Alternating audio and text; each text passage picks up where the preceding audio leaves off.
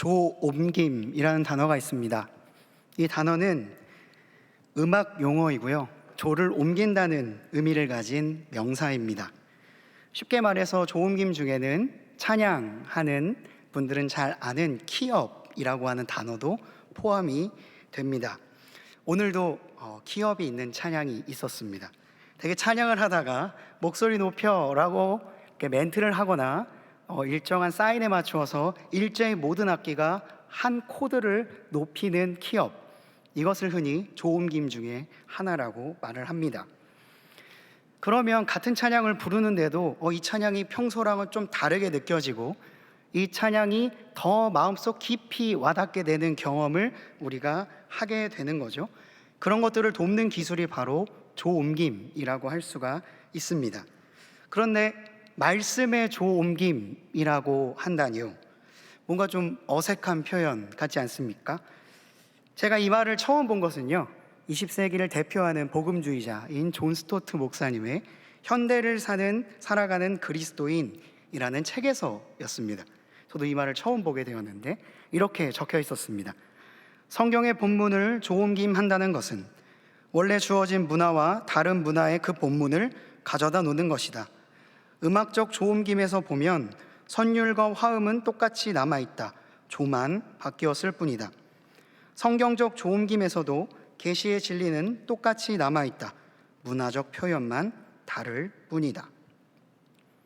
다시 말해서 이 말씀의 조옮김은 성경을 믿지 않는 나의 친구에게 내가 가지고 있는 언어, 그 친구가 이해할 수 있는 언어로 바꾸어서 복음을 설명하는 일입니다. 그런 점에서 조옮김은 우리가 가지고 있는, 우리가 받은 이 복음을 나의 친구나 동료나 이웃이나 더 나아가서는 가족에게 전하기 위해서 어찌 보면 우리가 매일매일 겪고 있는 과정이라고도 할 수 있겠습니다. 실제로 여러분들은 수많은 조옮김을 통하여서 여러분들의 언어로, 여러분들의 삶으로, 여러분들의 행동과 표정으로 사람들에게 그리스도인이 무엇인지를 암시적으로 알려주고 있을 것입니다. 그러니까 여러분들은 이론적인 조옮김만 하는 게 아니라 실제적이고 생활적인 조옮김도 하고 계신 분들이라고 할 수 있는 것이죠. 그런 점에서 저보다는 여러분들이 훨씬 더 실제적인 조옮김들을 하고 있는 마에스트로라고 할 수가 있겠습니다. 저는 종종 지체들이 교회에 오는 것만으로도 굉장히 감격스러울 때가 있습니다. 왜냐하면 저보다는 훨씬 더 많은 비그리스도인들을 만나서 치열하게 한 주간 조옮김을 하다가 이곳에 오는 것이기 때문이죠. 때로는 누군가에게는 주일이 유일한 휴일일 수도 있는데 말이죠. 오늘 본문 속 사도 바울도 치열하게 조옮김을 하고 있는 최전선에 서 있습니다. 바로 그리스라고 하는 나라의 아덴, 그러니까 아테네에 있는 것입니다. 성경은 이렇게 말하고 있습니다. 모든 아덴 사람과 거기서 나그네 된 외국인들이 가장 새로운 것을 말하고 듣는 것 이외에는 달리 시간을 쓰지 않음이더라. 저는 이 말씀을 보고 깜짝 놀랐습니다. 왜냐하면 그 시대가 아니라 지금 이 시대를 말하고 있는 것처럼 들렸기 때문이죠. 얼마 전 2021년 신조어 테스트에서 저는 80점을 맞았습니다. 알짝깔 뭐 이런 거 있잖아요. 예, 80점 맞았습니다. 굉장히 자랑스러웠어요. 2022년 신조어 테스트에서 30점을 맞았습니다. 1년 사이에 무슨 일이 벌어진지 모를 만큼 새로운 단어가 나오는 거예요. 이건 공부해도 맞추기가 너무나도 어려운 문제였어요. 비단 단어뿐이겠습니까? 잠시 눈을 돌리면 유행이 바뀌어져 있고요. 익숙해지려고 하면, 내가 열심히 그것을 따라가려고 하면 누군가는 또 다른 유행 가운데에 제일 선봉에 서 있습니다. 당시 아테네가 그러한 유행의 중심이 있었다는 겁니다. 그 안에서 바울은 그야말로 아주 치열한 조옮김을 했어야 했을 겁니다. 내가 알고 있는 이론을 실전으로, 그리고 내가 말만 하는 것이 아니라 그것을 넘는 실천으로 그가 받은 복음과 선택한 삶을 변론할 수밖에 없었을 거예요. 오늘 본문의 배경이 바로 이러합니다. 그리스는 어떤 나라입니까? 헬레니즘 문명의 중심지, 아직까지도 전 세계 문학에 지대한 영향을 끼치고 있는 그리스 로마 신화의 가장 핵심적인 장소가 바로 아테네입니다. 그 아데네에 바울이 도착을 했습니다. 사람들이 어느 날 갑자기 등장한 그를 굉장하게 이상히 여겼죠. 그래서 바울에게 이렇게 말했습니다. 이 말쟁이가 무슨 말을 하려고 하느냐? 말쟁이가 무엇을 하려고 하느냐? 굉장히 도전적인 표현이죠. 그도 그럴 것이 아테네에는 당대 최고의 학자들이, 생각꾼들이, 사상가들이, 재담꾼들이 살고 있었습니다. 그들은 각자가 가진 생각을요 아주 자유롭게 이야기하고 서로 그것이 무슨 차이가 있고 무슨 공통점이 있고 이것이 어디서부터 파생되었는가를 이야기하는 것을 마치 놀이처럼 즐겼어요. 아고라라고 하는 광장에 모여서 아레오바고라고 하는 최대 기구 앞에서 그들은 이것을 마치 놀이처럼 여겼던 사람입니다. 무엇보다 그들은 말씀에서 말한 것처럼 가장 새로운 것에 집착하고 있었습니다. 조금이라도 시간이 지난 것, 특별히 유대 사회에서 통용되는 성경이라고 하는 건 이미 논의 자체가 끝난 아주 재미없는 이야기였고, 더 새로운 것이 무엇인가 사람들이 찾고 있었습니다. 그 땅의 사람들에게 복음을 전하기 위해서 예수 그리스도가 우리를 위해 이 땅에 오셨고 십자가에 달리셨고 죽고 부활하셨다는 이야기를 하려면 사도 바울은 보통의 준비를 하지 않으면 안 됐을 거라는 말입니다. 그런데 문제는 그들이 결코 쉬운 대상들이 아니라는 거죠. 제가 잠시 취리히에 살았던 적이 있는데 취리히 공과대학에 가니까 문에 써져 있습니다. 아인슈타인이 공부했던 강의실. 동문이 아인슈타인이에요. 이런 사람들에게 어떻게 과학을 얘기할 수 있죠? 격차가 느껴졌습니다. 자, 아테네의 사람들에게 아인슈타인과 같은 존재는 누굴까요? 플라톤, 아리스토텔레스. 그 외에도 수많은 철학자들이 그 땅에서 토론했던 사람들이에요. 그들이 이미 너무나도 많은 사상적인 체계를 세워놨기 때문에 이들은 그 안에서 그걸 가지고 왔다 갔다 놀이하는 학문을 통해 엄청난 학문적인 진보를 이뤄냈던 사람들입니다. 오늘 본문에 에피쿠로스 학파와 스토아 학파가 등장을 합니다. 우리가 고등학교 때 도덕 시간에 배웠던 이들인데, 그 당시 주류를 이루고 있던 생각이었는데요, 그들은 최고의 가치를 뭐라고 여겼냐면 어떠한 상황에서도 동요하지 않는 정신 상태. 요즘에도 이런 것들을 추구하는 분들이 있죠. 고통이 없는 최고의 평정심의 상태를 인간이 추구해야 할 가장 중요한 가치라고 생각을 하고 살아가던 사람들입니다. 그런 사람들에게 타인을 위해 시간을 써라, 타인을 위해 나의 것을 내려놓으라 라고 하는 말은 아주 바보 같은 일처럼 느껴졌을지도 모르겠습니다. 그러나 이들은 당대 최고의 지식인 그룹이었습니다.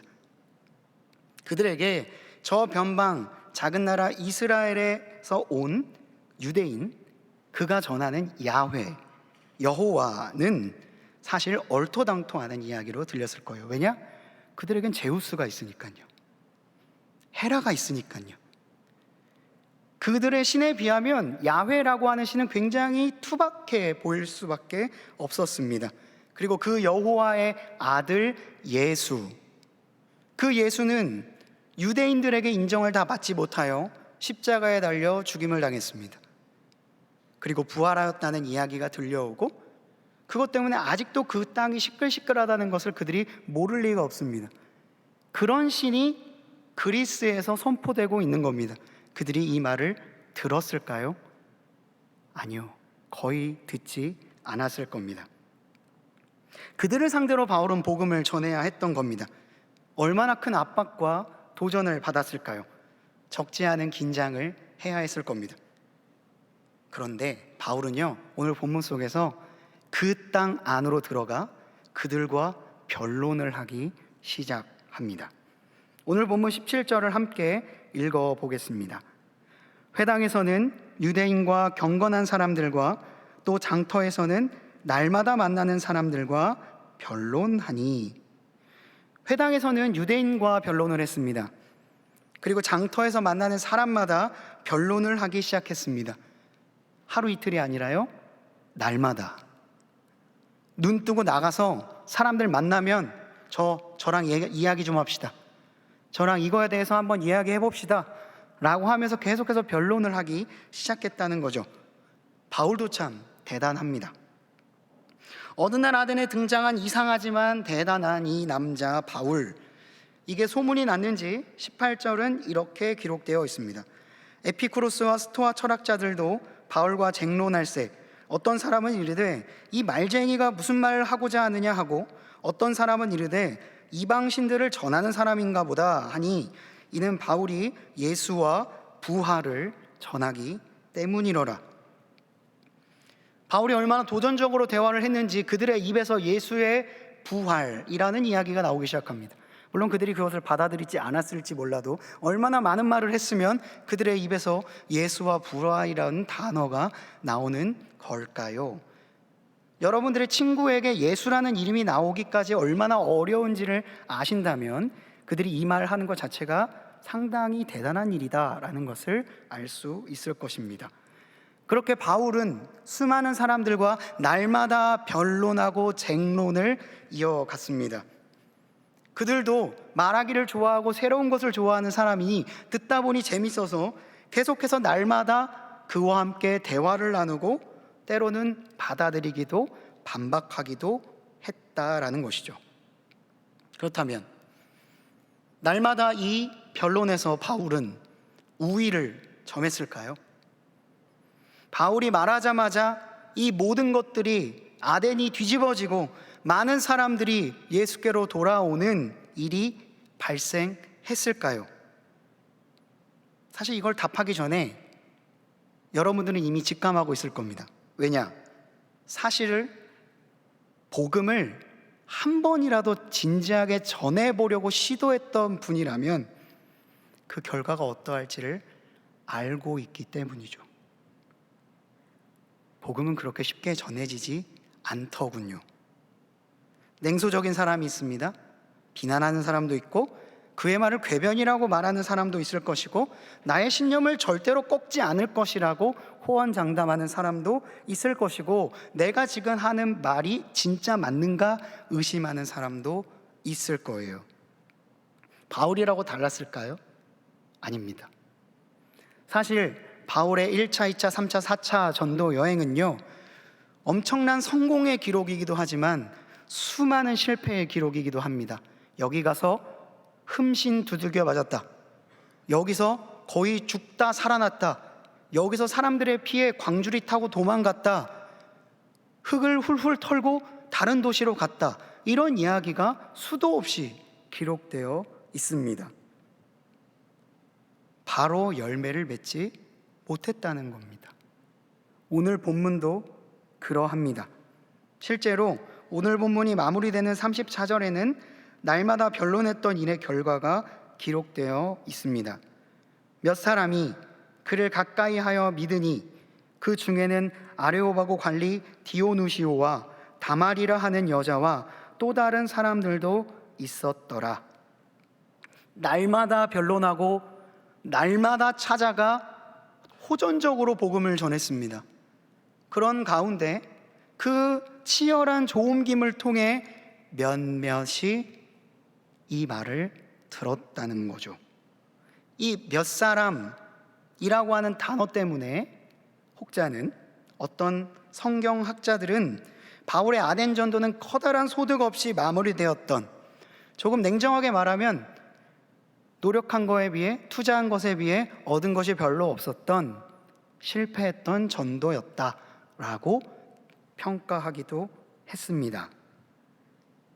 그렇다면 정말 그의 이 조옮김은 실패한 걸까요? 몇몇 사람만 복음을 받아들였다고 해서 그 노력은 정말 실패한 겁니까? 저는 아니라고 생각합니다. 당대 최고의 지성인들이라고 여겨졌던 그들과의 대화를 통해서 바울은 매번 자신의 생각을 정리하여야 했을 것입니다. 또 그들이 말하는 개념과 복음의 공통점과 차이점을 수도 없이 많이 살펴보고 계속해서 조옮김을 했어야 했을 겁니다. 이 변론을 위해서 자기가 가진 복음을 더 날카롭게 언어로 정립하고 내가 가지고 있는 생각이 정말 맞는지를 계속해서 이야기했어야 했을 거예요. 아까 제가 그들이 그 어떤 것에도 흔들리지 않는 최고의 경지에 오르는 평안함의 상태를 그들이 추구했다고 했죠. 그렇다면 이 그들의 마음과 시편 55편 22절에 나오는 내 짐을 여호와께 맡기라 그가 너를 붙드시고 의인의 요동함을 영원히 허락하지 아니하시리로다 라고 하는 말씀이 어떤 점에서 공통점이 있고 어떤 점에서는 차이점이 있는지를 바울이 변론했어야 했을 거라는 거예요.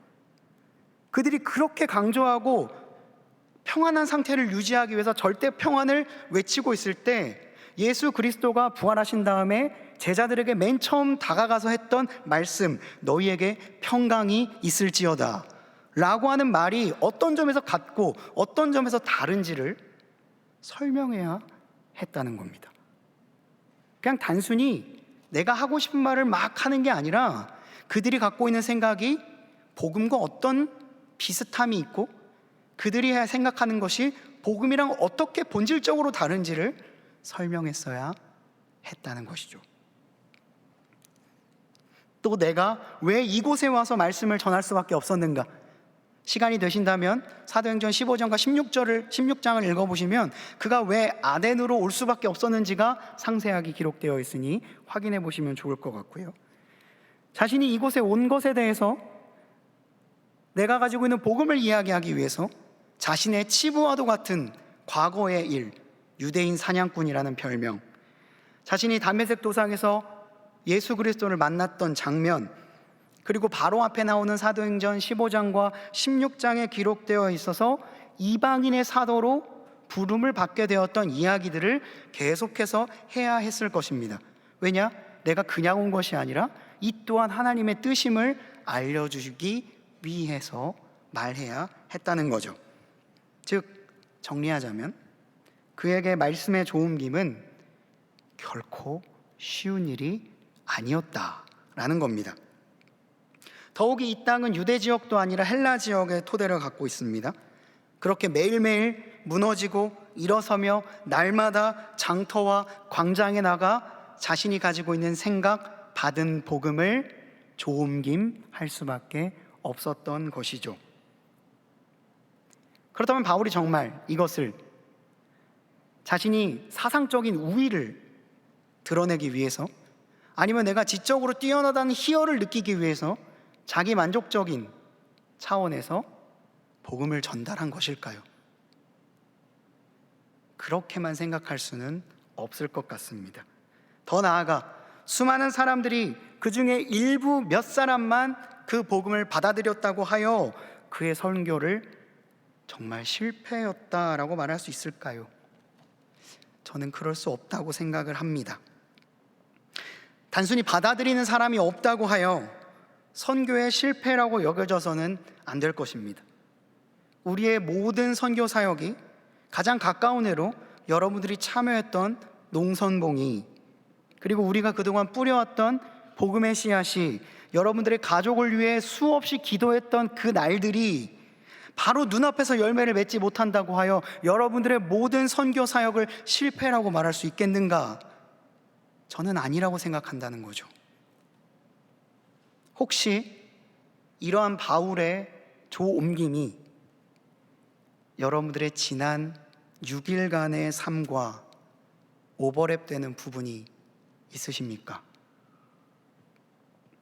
그가 그들과 날마다 변론하고 자신의 신앙을 지켜가는 모습이 매일마다 마주치게 되는 회사에서의 내적 갈등, 밤마다 진행되는 회식 자리, 동료와의 티타임 가운데서 나오는 너무나도 다른 가치관, 기독교인으로 살아가는 삶에 대해 매우 부정적인 생각을 갖고 있는 회사 동료나 친구나 가족, 그 대학 가운데에서 애쓰고 수고했던 지난 6일간의 삶이 오버랩 되시는 분이 있느냐는 말입니다. 그렇다면 다시 한번 묻겠습니다. 여러분의 그 6일간의 노력이 당장의 열매로 맺혀지지 않는다고 하여 여러분들의 그 노력을 실패라고 단언할 수 있겠습니까? 저는 절대 아니라고 생각합니다. 바울과 뜨거운 변론을 나누던 이들이 바울에게 물었습니다. 가장 새로운 것을 말하고 듣는 것 외에는 달리 시간을 쓰지 않는 이들이 바울에게 묻습니다. 내가 말하는 이 새로운 가르침이 무엇인지 우리가 알 수 있겠느냐? 그들은 바울에게 말합니다. 아덴 사람들아, 너희를 보니 범사에 종교심이 많구나. 내가 두루 다니며 너희가 위하는 것들을 보다가 알지 못하는 신에게 라고 새긴 단도 보았으니 그런즉 너희가 알지 못하고 위하는 그것을 이제 내가 너희에게 알게 하리라. 찾다 보니 알지 못하는 신을 위한 제단까지 있었다는 겁니다. 이제 너희에게 내가 그것을 알게 하리라. 그렇게 바울은 치열한 조옮김을 시작했습니다. 아테나의 한복판에서 말이죠. 이것은 사실 바울만 했던 일은 아닙니다. 마치 애굽의 한복판에서 총리 요셉으로 살아갔던 그의 삶, 아하방과 바알 선지자 앞에 서 있는 엘리야, 바사의 수산궁에 살고 있는 왕후 에스더, 십자가 앞에 서 있는 예수 그리스도, 그리고 지금 홀로 삶의 현장에서 조옮김을 시도하고 있는 여러분, 다 같은 상황에 놓여 있다라고 생각을 합니다. 이렇게 바울이 시도했던 말씀의 조옮김의 결과, 그들이 죽은 자의 부활을 듣고 어떤 사람은 조롱도 하고 어떤 사람은 이 일에 대하여 내 말을 다시 듣겠다 하니, 그러니까 복음을 듣는 몇몇의 사람들이 생겨났습니다. 텍스트만 보면 몇몇입니다. 실제로 아덴에 있는 대다수의 사람들은 그 복음을 듣지 않았지만 몇몇은 복음을 받아들였고, 그들은 그리스 지역에서 예수 그리스도를 받아들인 최초의 사람이 되었습니다. 지금 유럽이 상당수의 국가가 기독교 국가라는 게 우리에게는 사실 너무나도 익숙해서 이게 잘 느껴지지 않을지 모르지만,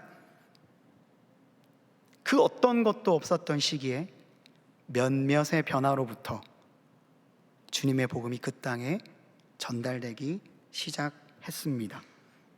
이 초라해 보이는 조옮김으로부터 또 다른 조옮김과 또 누군가의 작은 조옮김이 모여 그 다음의 조옮김으로, 그렇게 복음은 누군가의 보이지 않는 희생과 치열한 조옮김과 그 실패의 터 안에서 대한민국 그리고 인문동까지 온 거예요. 여러분들이 받은 복음은 누군가가 뿌렸던 조옮김의 결과라는 말입니다.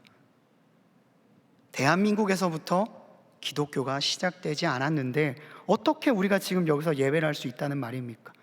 누군가가 처절하게 실패하며 조옮김을 한 결과라는 것입니다. 그러니까 이 모든 지금의 성공은 수많은 보이지 않는 실패의 총화인 것입니다. 그렇다면 여러분들의 조옮김은 어떤 의미를 가지겠습니까? 동일한 의미를 가진다는 거죠. 지금 이 자리에 계셔서 조금 민망하실 수 있겠지만, 오늘 전도 폭발 영상을 보면서 참 많은 감동을 받았습니다. 그 영상에서 나왔던 세인자매가 아버지에게 복음을 전하기 위해서 그간 얼마나 많은 노력을 해왔는지 저는 알고 있기 때문에 그것이 얼마나 감격스럽게 다가왔는지 모릅니다. 청년 엑스브리지에서 함께 신앙생활을 하면서 지속적으로 아버님의 전도에 대해서 기도 제목을 내었습니다. 그리고 이를 위하여서 지속적으로 계속하여 기도를 요청하고 실제로 노력을 했습니다. 아버지의 자녀인 동시에 기도의 조력자이자 한 그리스도인으로서 아버지에게 복음을 전하기 위해서 그가 얼마나 많은 조옮김을 시도해야 했을까요?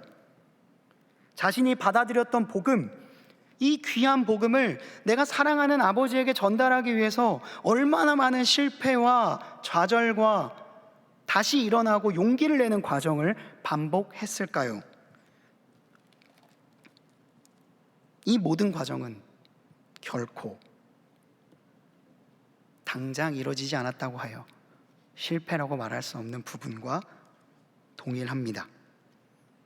그래서 오늘 영상에서 봤던 것이 저에게 있어서는 기도 응답처럼 정말 보였습니다. 저의 기도 응답처럼 들렸다는 거죠. 저도 그 기도에 동참했던 적이 있으니까요. 그럼 제가 지금까지 했던 모든 기도는 절대로 시간 낭비가 아니었다는 거죠. 그런 점에서 나의 언어를 복음으로 바꾸는 모든 조옮김의 과정은 아주 당연하고 누군가에게는 진부해 보이는 그 이야기를 당연하지 않게 당신에게 정말 필요한 것이다 라고 알려주기 위한 일종의 몸부림이자 사람들이 진부하게 여기는 성경의 가치가 실제로 우리의 삶 가운데 반드시 필요한 것이다 라고 말하는 변증의 과정이라고 할 수가 있겠습니다. 그리고 그 모든 고민의 산물이다 라고 할 수 있겠습니다. 때론 이런 생각을 한 적이 있습니다. 저는 일주일 내내 교회에 있고 많은 크리스천들을 만나기 때문에 좀 무뎌질 때가 있는 것 같다. 물론 100% 신앙인들만 만나지는 않습니다. 그러나 빈도적인 면에선 여러분들이 저보다는 훨씬 더 많은 비그리스도인 주변의 많은 동료와 친구들을 만나게 될 것입니다. 그래서 제가 서두에 교회에 오는 것만으로도 참 대단하다라고 말을 했던 거죠. 저 또한 1세대 신앙인이었습니다. 가족 중에 예수님을 진정으로 믿는 사람이 없었어요. 그래서 믿지 않는 가정 안에서 내가 가지고 있는 신앙이 얼마나 중요한가를 말하기 위해서 애쓰고 수고했던 시간들이 있었습니다. 더 나아가 기독교인이 된다는 것이 얼마나 큰 책임과 사명감을 가져야 되는 것인가를 누가 알려주지 않아도 체감할 수 있었어요. 보여줄 수 있는 건 내 말보다 내 삶과 행동이 더 컸다는 것도 알고 있습니다.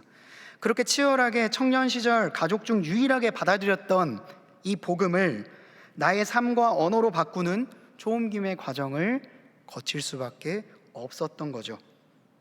모든 것이 다 지난 지금, 놀랍게도 저희 부모님도 다 직분자가 되셨고 이제는 저희 누나만 남았습니다. 이 조옮김의 과정은 결코 헛되지 않았다. 지금 당장의 실패가 영원한 실패가 아니다 라는 것을 저는 알고 있습니다.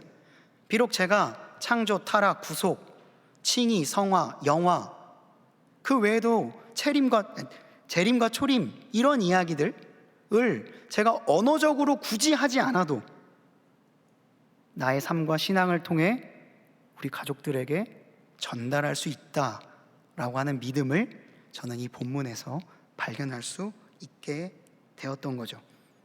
그런 점에서 지금도 치열하게 여러분의 각자의 삶 가운데 조옮김을 시도하고 계신 모든 분들을 응원하겠습니다. 이제 마지막 단락입니다. 2022년 1월에 국내에도 발매되어서 사회, 과학 혹은 인문학 분야에서 베스트셀러가 되었던 책이 하나 있습니다. 바로 피트 데이비스의 전념이라는 책이에요. 피트 데이비스가 하버드 법학 대학원을 나왔거든요. 그때 하버드 졸업 연설로 했던 8분짜리 영상이 화제가 되면서 결국은 책으로까지 만들어진 이야기입니다. 그의 전념이라는 책 그 초반부에 그는 폴란드의 철학자 지그문트 바우만이 했던 액체 근대라고 하는 말을 사용을 하면서 이 액체 근대가 뭔가를 설명을 합니다. 현대인들은 어느 한 가지 정체성, 장소, 공동체에 스스로를 묶어두기를 원하지 않는다. 그래서 작년에 뭐 멀티페르소나, 부캐 이런 이야기들이 유행했던 것처럼요. 그래서 마치 액체처럼 어떠한 형태에도 그 어떠한 미래에도 맞춰서 적응할 수 있는 유동적인 상태에 머물러 있다라는 거죠. 이 시대가 그렇다는 겁니다. 그리고 그곳에 액체처럼 있지 않은 사람에게는 너 그러면 안 돼 라는 암시를 주고 있다라고 말을 합니다. 그러다 보니 우리는 어느 순간부터 그 어떤 것에도 전념하거나 몰입, 집중하지 못하고 계속해서 탐색해버리는 유랑민이 되어버렸다는 거죠. 실제로 넷플릭스를 볼 때 어떤 걸 볼까 30분 동안 보다가 결국 못 보게 되는 거랑 똑같습니다. 이게 실제로 피트 데이비스가 했던 예시예요. 그러셨나 보네요. 그는 비록 우리가 이런 액체의 근대에 살고 있고 액체 인간이 되는 것도 좋지만 이제는 이러한 조류에 반하여 고체 인간이 되기를 선택해야 되지 않겠느냐 라고 하는 논조로 이 책을 썼습니다. 그의 책을 읽어보면 그가 크리스찬 아닐까? 라는 생각을 하게 됩니다.